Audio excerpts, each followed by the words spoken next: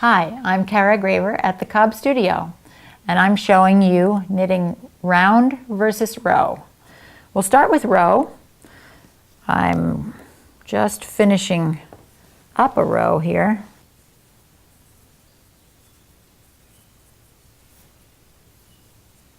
And you'll notice that the yarn is coming out of the needle that you're adding stitches onto, if that makes sense.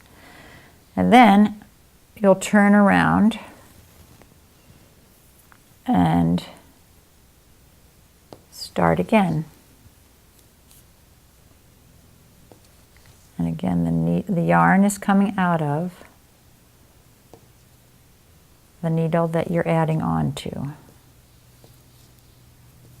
So there's very little way to get confused about which direction you're going. So that's a row, back and forth, back and forth. And then there are two ways to knit around. I'm going to take a little of that off. That's kind of in the way. You can knit with 4 needles to go around. That's what you would use for a sock that you're not going to sew together. You can knit it all the way around. Some socks are knit flat and then you sew them together. So I'm going to take, I've got 24 stitches on here. So I'm just going to transfer from one needle to another. And for some patterns it would be important that you have an even number, or that each needle has the same number.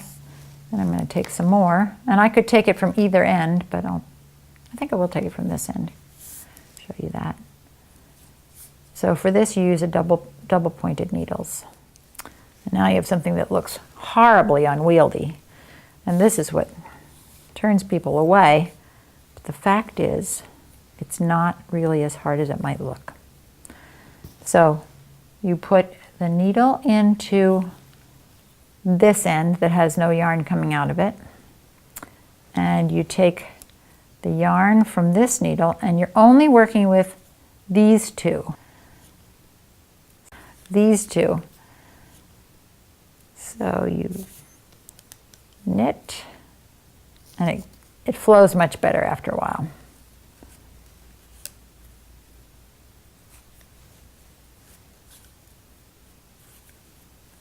And it's important to get this first stitch tight, because that's joining the two ends of what you've cast on.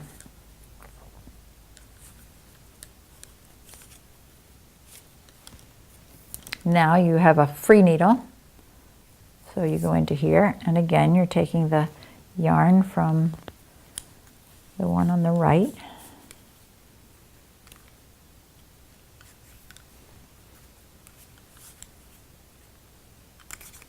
Now this is a needle that I forgot to finish sharpening, so it's going in a little more toughly. But anyway, you get the picture. You're just going to keep going around. And the other method